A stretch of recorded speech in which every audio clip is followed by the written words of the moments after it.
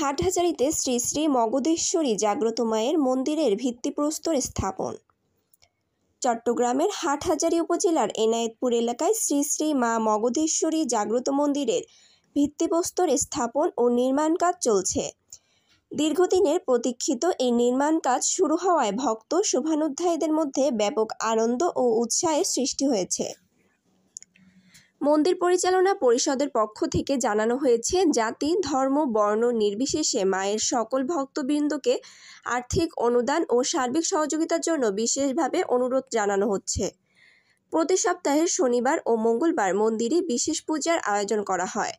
সভাপতি দীপক ঘোষ বলেন, মায়ের কাছে আসলে ভক্তবৃন্দের মনস্কামনা পূর্ণ হয়। মা জাগ্রত, তাই সকল ভক্তের মনে শান্তি নিয়ে ফিরতে পারেন।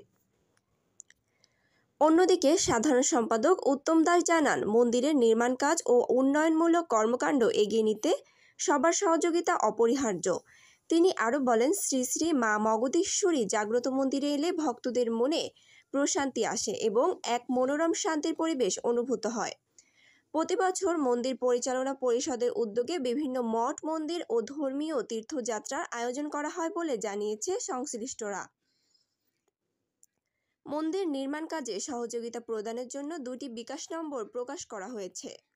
01836663699 01819।